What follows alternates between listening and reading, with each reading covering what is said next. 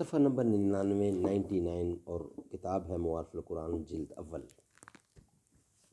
اور ہمارا ہیڈنگ وہی چل رہا ہے کہ اللہ کی سوا عبادت روا نہیں، اس کی عبادت میں کسی کو شریک کرنا حرام اور ناقابل معافی جرم ہے۔ یہ ویلاگ چل رہا ہے، اس کا دوسرا حصہ ہم آپ کی خدمت میں پیش کریں گے۔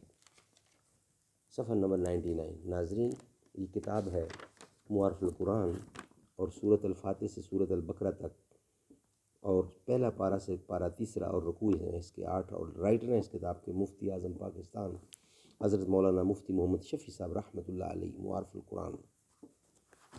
اعوذ باللہ السمیع العلیم من الشیطان الرجیم، بسم اللہ الرحمن الرحیم۔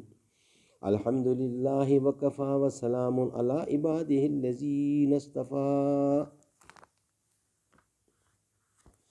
عام مسلمان جو قرآن و سنت کو براہ راست سمجھنے کی اور ان سے احکام شریعہ نکالنے کی صلاحیت نہیں رکھتے، اس لیے کسی امام مجتہد یا عالم مفتی کے قول پر اعتماد کر کے عمل کرتے ہیں، اس کا اس آیت سے کوئی تعلق نہیں، کیونکہ وہ در حقیقت قرآن و سنت ہی پر عمل ہے اور احکام خداوندی ہی کی اطاعت ہے، اور خود قرآن کریم نے اس کی ہدایت فرمائی ہے، فَاسْأَلُوا أَهْلَ الذِّكْرِ إِن كُنتُمْ لَا تَعْلَمُونَ، یعنی اگر تم خود احکام الہیہ کو نہیں جانتے تو اہل علم سے پوچھو۔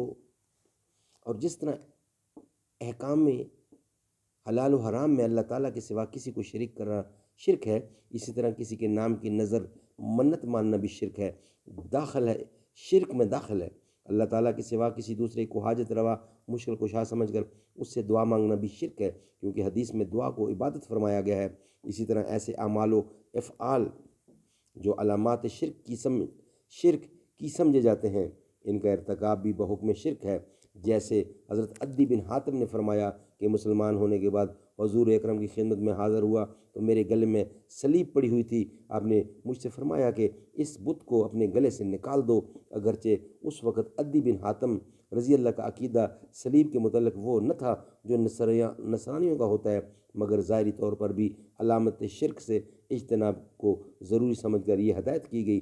افسوس کہ آج کل ہزاروں مسلمان ریڈ کراس کا صلیبی نشان لگائے ہوئے پھرتے ہیں اور کوئی پرواہ نہیں کرتے کہ بلا وجہ ایک مشرکانہ جرم کے مرتکب ہو رہے ہیں۔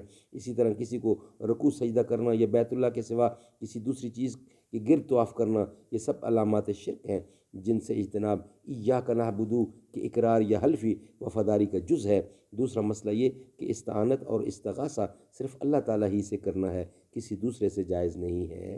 انشاءاللہ نیکسٹ ویلاگ میں ہمارا ہیڈنگ ہوگا مسئلہ استعانت و توسل کی تحقیق اور احکام کی تفسیر۔ یہ انشاءاللہ ہم نیکسٹ ہیڈنگ میں آپ کے سامنے پیش کریں گے۔ اللہ کی ذات ہمیں عمل کرنے کی توفیق عطا فرمائے۔ صدق اللہ العلی العظیم۔